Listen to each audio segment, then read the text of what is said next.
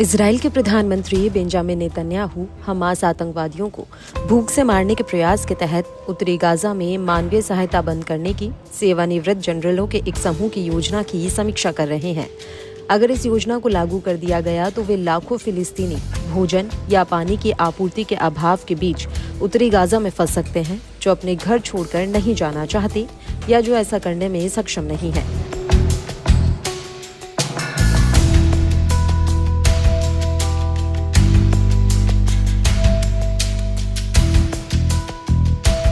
Israel ने साल भर से जारी युद्ध के दौरान उत्तरी क्षेत्र को खाली करने के संबंध में असैन्य आबादी के लिए कई आदेश जारी किए हैं, जिनमें से सबसे ताज़ा आदेश रविवार को जारी किया गया।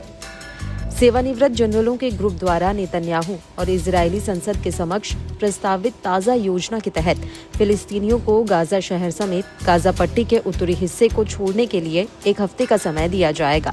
इसके बाद इसे एक बंद सैन्य क्षेत्र घोषित किया जाएगा। ये योजना तैयार करने में प्रमुख भूमिका निभाने वाले एक पूर्व जनरल द्वारा एसोसिएटेड प्रेस को दी गई योजना की एक प्रति के अनुसार जो लोग बचेंगे उन्हें लड़ाके माना जाएगा, जिसका अर्थ है कि सैन्य नियम सैनिकों को उन्हें मारने की अनुमति देंगे और उन्हें भोजन, पानी, दवा और ईंधन से वंचित कर दिया जाएगा। पूर्व जनरल का कहना है कि ये योजना उत्तर में हमास को तोड़ने और शेष बंधकों को रिहा कराने के लिए उस पर दबाव डालने का एकमात्र तरीका है। इस योजना के तहत इजरायल से कहा गया है कि वह अनिश्चित काल तक उत्तरी क्षेत्र पर नियंत्रण बनाए रखे, ताकि हमास के बिना एक नया प्रशासन बनाया जा सके और गाजा पट्टी को 2 भागों में विभाजित किया जा सके। सरकार ने तथाकथित जनरल प्लान को पूरी तरह से लागू करने के संबंध में कोई निर्णय नहीं लिया है और यह स्पष्ट नहीं है कि इस पर कितनी गंभीरता से विचार किया जा रहा है। मामले की जानकारी रखने वाले एक अधिकारी ने कहा कि योजना के कुछ हिस्सों को पहले ही लागू किया जा चुका है, लेकिन उन्होंने ये नहीं बताया कि कौन से हिस्से लागू किए गए हैं।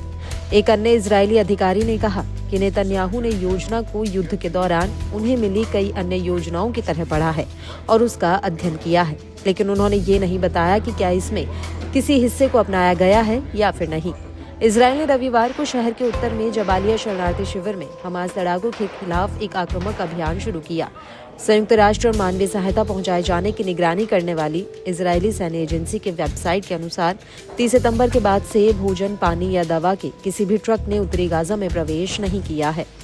मानवाधिकार समूहों को चिंता है कि इस योजना के कारण असैन्य आबादी के लिए बड़ा संकट पैदा हो सकता है और उन्हें भुखमरी का सामना करना पड़ सकता है। गाजा में सहायता पहुंचाने वाली इजरायली संस्था COGAT ने इस बात से इनकार किया है कि उत्तर की ओर जाने वाले मार्ग बंद कर दिए गए हैं, लेकिन जब उनसे पूछा गया कि हाल के दिनों में कितने ट्रकों ने प्रवेश किया तो उन्होंने कोई जवाब नहीं दिया। संयुक्त राष्ट्र के एक वरिष्ठ अधिकारी ने कहा कि रविवार से अब तक केवल 100 फिलिस्तीनी ही उत्तरी गाजा से गए हैं। फिलिस्तीनी शरणार्थियों के लिए संयुक्त राष्ट्र की एजेंसी के प्रमुख फिलिप लाजिरी ने सोशल मीडिया मंच X पर लिखा कि इस क्षेत्र में कम से कम 4 लाख लोग फंसे हुए हैं। बुनियादी वस्तुओं की आपूर्ति ना के बराबर है और भुखमरी का खतरा बढ़ रहा है।